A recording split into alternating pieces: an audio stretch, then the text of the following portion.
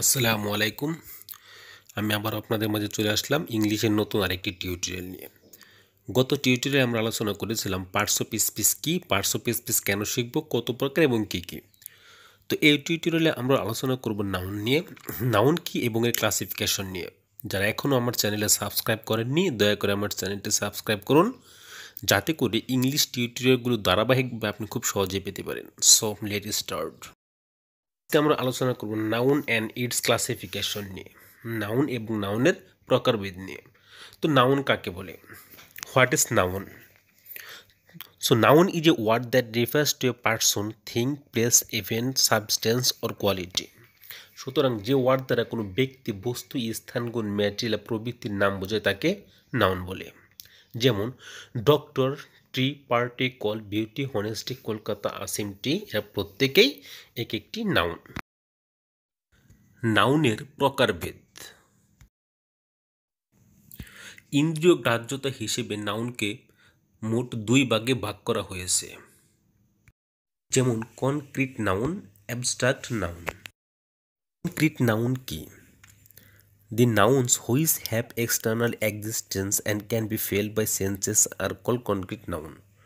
সুতরাং যে নাউনের বাহ্যিক অবস্থান বা সত্তা আছে এবং যাদেরকে ইন্দ্রিয় দ্বারা উপলব্ধি করা যায় তাদেরকে কনক্রিট নাউন বলে। যেমন a tree gives us fruits, this house is made of brick, this pen writes well. এই সেন্টেন্সগুলোতে রেড মার্কিং করা ওয়ার্ডগুলো প্রত্যেকেই কনক্রিট নাউন, কারণ এই নাউনগুলোর বাস্তব অস্তিত্ব আছে, এদেরকে চোখে দেখা যায় এবং স্পর্শ করা যায়, কাজে এগুলো প্রত্যেকেই কনক্রিট নাউন।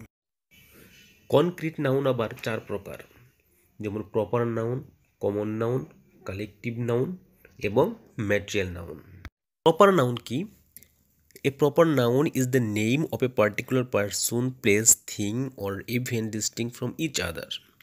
অর্থাৎ যে নাউন দ্বারা কোনো নির্দিষ্ট ব্যক্তি, বস্তু, স্থানের নিজস্ব নাম বোঝায় ওইসব নাউনগুলোকে প্রপার নাউন বলা হয়। যেমন Robin, Dhaka, New York, Sony, Alaska, ভেঙ্গুরি, এরা প্রত্যেকেই আলাদাভাবে কোনো ব্যক্তি, স্থান এবং কোনো কোম্পানি কিংবা কোনো ভাষাকে বোঝাচ্ছে, কাজে এরা প্রত্যেকেই এক একটি প্রপার নাউন। মনে রাখতে হবে প্রপার নাউনের প্রথম অক্ষর সর্বদা ক্যাপিটাল লেটার হয়।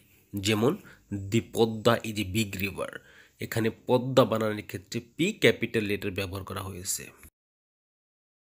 কমন নাউন কি? A common noun is the name given in common to every person or thing or of the same class.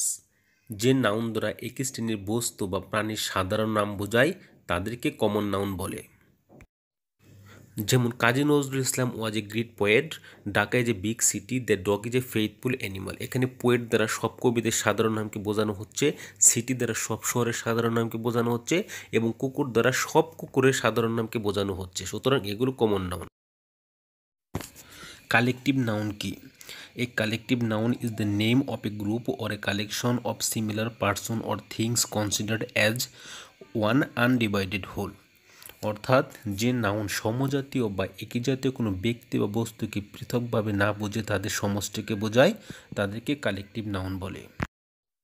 যেমন his brother had join the army, our team has won the match. এই সেন্টেন্সগুলোর মধ্যে red marking ওয়ার্ডগুলো এরা নিজেদেরকে পৃথকভাবে না বুঝিয়ে এদের সমষ্টিকে বুঝিয়েছেন, অর্থাৎ এরা কালেকটিভ নাউন। তবে মনে রাখতে হবে কালেকটিভ নাউন যদি কোনো সেন্টেন্সের সাবজেক্ট হয় তাহলে পরবর্তী ভার্বটি সিঙ্গুলার হবে। যেমন a herd of cows is grazing, এক গরু ঘাস খাচ্ছে, এখানে এ হার্ট অফ কাউস একটি কালেকটিভ নাউন এবং এর পরবর্তী ভার্বটি সিঙ্গুলার ফর্ম হয়েছে। Material noun. ম্যাটেরিয়াল নাউন কি? A material noun is the name of a material or substance which can not be counted but weight. অর্থাৎ যে দ্রব্য গণনা করা যায় না, শুধু ওজন দ্বারা পরিমাপ নির্ধারণ করা যায়, ওই সমস্ত নাউনকে ম্যাটেরিয়াল নাউন বলে। যেমন সিলভার, মিল্ক, স্টিল, অয়েল, এগুলো ম্যাটেরিয়াল নাউন।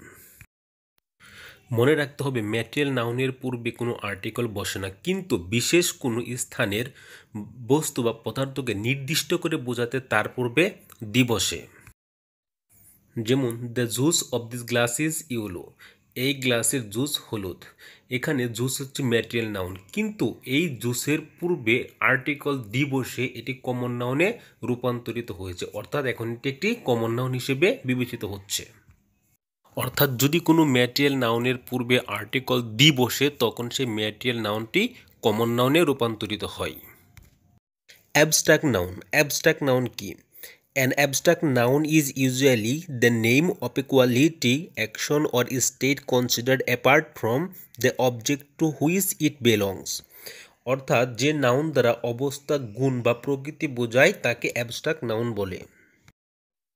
যেমন প্রথম সেন্টেন্সটিতে honesty is the best policy, এই অনেস্টি দ্বারা একটি গুণ বোঝানো হয়েছে, অর্থাৎ এটি একটি অ্যাবস্ট্রাক্ট নাউন। দ্বিতীয় সেন্টেন্সটিতে ট্রুথ ইজ বিউটি, এই ট্রুথ দ্বারা একটি অবস্থা বোঝানো হয়েছে, অর্থাৎ এটি একটি অ্যাবস্ট্রাক্ট নাউন। তবে মনে রাখতে হবে অ্যাবস্ট্রাক্ট নাউনের পূর্বে কোনো আর্টিকেল বসে না। তবে অ্যাবস্ট্রাক্ট নাউন দ্বারা কোনো ব্যক্তি বা বস্তু নির্দিষ্ট গুণ বোঝালে তার পূর্বে আর্টিকেল বসে, সেক্ষেত্রে নাউনটি কমন নাউন হিসেবে বিবেচিত হয়। যেমন the patriotism of our soldiers is known to all. এখানে প্যাট্রিয়টিজম একটি অ্যাবস্ট্রাক্ট নাউন, কিন্তু এর পূর্বে দি বসে এই অ্যাবস্ট্রাক্ট নাউনটি কমন নাউনে পরিণত হয়েছে। গণনার উপর ভিত্তি করে নাউনকে আবার দুই ভাগে ভাগ করা হয়েছে, যেমন কাউন্টেবল নাউন এবং আনকাউন্টেবল নাউন। কাউন্টেবল নাউন, গণনা করা যায় এমন সব নাউনকে কাউন্টেবল নাউন বলে, অর্থাৎ যে নাউনগুলো গণনা করা যায় ওই সব নাউনগুলোকে কাউন্টেবল নাউন বলে। যেমন টয়, হেন, পেন, আপেল, কার, এগুলো কাউন্টেবল নাউনের উদাহরণ।